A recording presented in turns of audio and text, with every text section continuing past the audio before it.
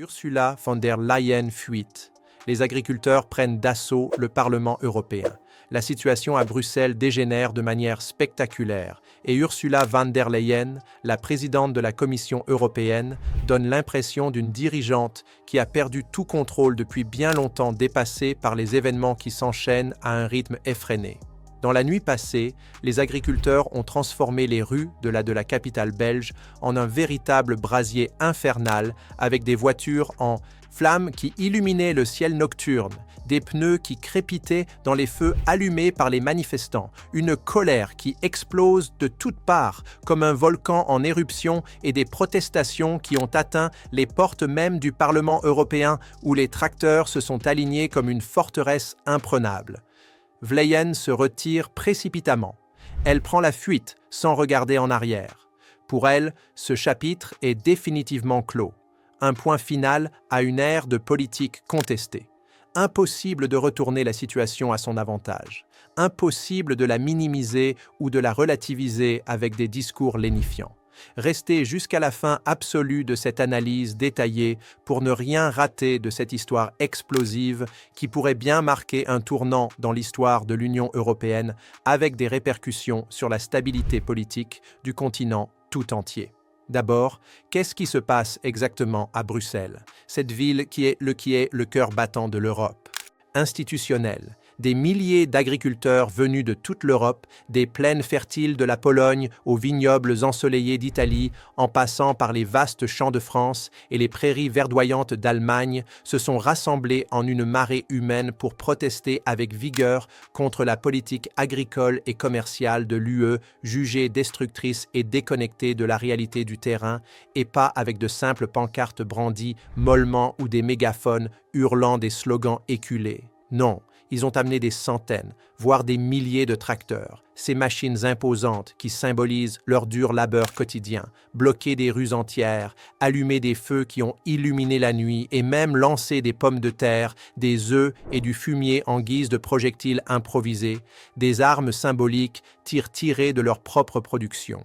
La police est en tenue anti-émeute complète avec casque, boucliers et matraques et déploie des canons à eau qui arrosent la foule avec une force implacable tentant de disperser les manifestants déterminés. On se croirait dans une scène d'un film d'action hollywoodien à gros budget avec des explosions, des cris et une tension palpable. Sauf que ici, les héros sont les agriculteurs ordinaires qui luttent désespérément pour leur survie économique, pour préserver leurs exploitations familiales transmises de génération en génération. Et les méchants, ce sont les élites de l'UE, bien installées dans leurs palais européens aux murs de verre et d'acier, qui distribuent des milliards comme si c'était de l'argent de Monopoly, sans se soucier des conséquences humaines sur le terrain, ignorant les appels au secours des ruxos. Laissez-moi vous dépeindre la scène en détail pour que vous puissiez visualiser le chaos qui règne. Le quartier européen à Bruxelles, habituellement si ordonné et bureaucratique, est en état d'urgence totale, comme si une guerre civile miniature avait éclaté au cœur de la paix européenne. Les manifestants ont bloqué les accès principaux avec leurs tracteurs garés en travers des routes, formant des barricades improvisées renforcées par des bottes de paille et des palettes en bois, paralysant complètement la circulation automobile et piétonne.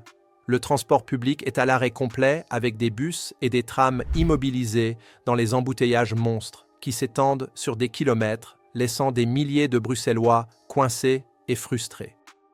Les organisateurs parlent d'environ 1000 participants. Un rassemblement massif qui témoigne de la profondeur du mécontentement accumulé au fil des années. Un cri collectif contre l'injustice.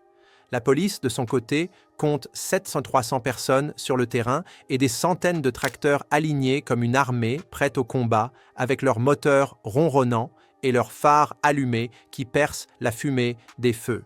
Et devinez ce que fait l'UE face à cette mobilisation sans précédent. Elle envoie un message interne à ses employés. Un email laconique. Restez éloignés des fenêtres pour votre propre sécurité. Sérieusement, les gens qui nous dictent Counter-mon comment vivre, qui imposent des centres des normes environnementales draconiennes et des quotas absurdes, ont peur de calculs avec leurs tracteurs, ces mêmes agriculteurs qui nourrissent le continent. Le Parlement a même relocalisé des employés dans d'autres bâtiments plus éloignés, parce que certains édifices ont été endommagés lors des heurts violents avec des vitres brisées et des murs tagués de slogans rageurs. Une personne a été blessée dans les affrontements. Peut-être un policier ou un manifestant, et la situation de sécurité est surveillée de près par des drones et des caméras de surveillance. Surveillée? Oui, mais et si on essayait plutôt d'écouter vraiment les doléances de ces gens qui nourrissent l'Europe, qui se lèvent avant l'aube pour traire les vaches ou récolter les céréales et qui voient leur mode de vie menacé par des décisions prises dans des bureaux climatisés. Et maintenant arrive le coup de tonner absolu, le climax de cette journée chaotique. Ursula von der Leyen, la présidente de la Commission européenne, cette figure emblématique de l'Europe unie, a pris la poudre d'escampette sans la moindre hésitation. Oui, vous avez bien entendu, et ce n'est pas une exagération.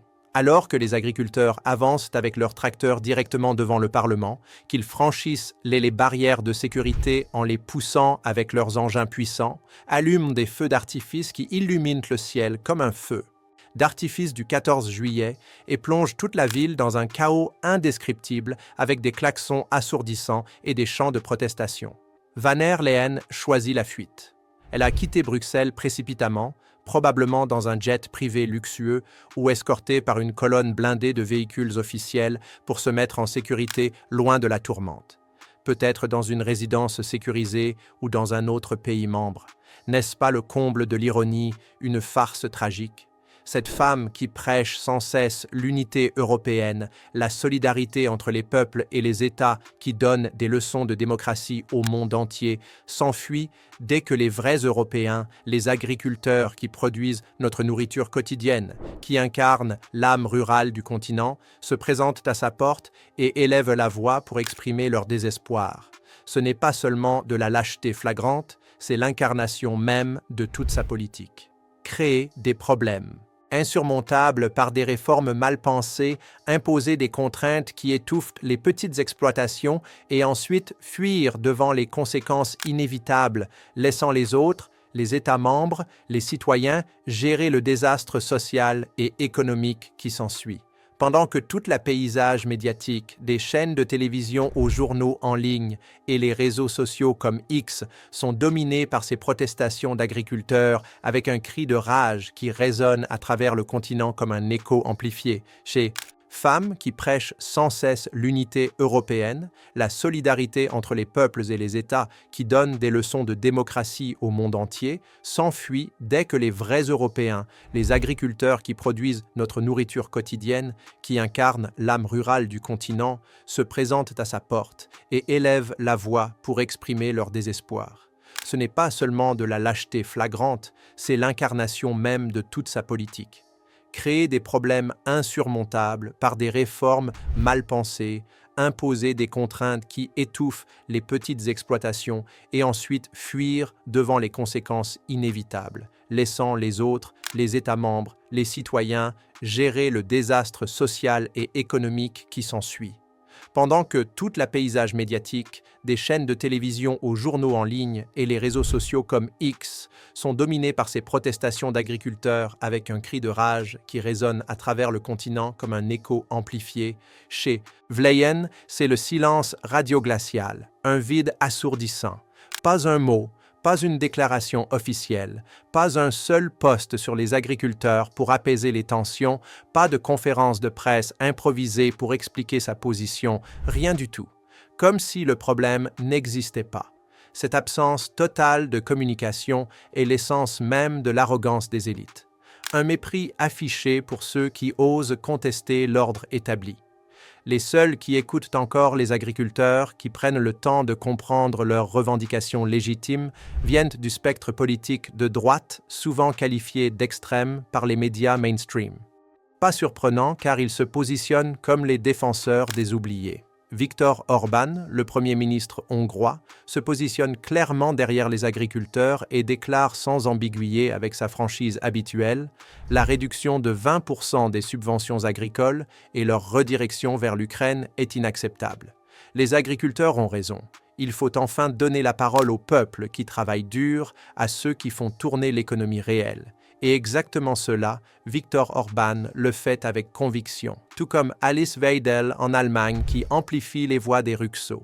Sans les agriculteurs et les travailleurs acharnés qui suent sang et sur les champs, il n'y aurait même pas les moyens en Europe que l'on transfère maintenant généreusement à l'étranger, dilapidant les ressources des contribuables. Mais revenons en arrière pour comprendre pourquoi les agriculteurs sont si furieux, pourquoi leur colère a atteint un tel paroxysme. Au cœur de tout cela se trouve l'accord de libre-échange prévu avec les États du Mercosur, l'Argentine, le Brésil, le Paraguay et l'Uruguay. Ces géants agricoles d'Amérique du Sud, cela devrait créer la plus grande zone de libre-échange au monde avec plus de 700 millions d'habitants.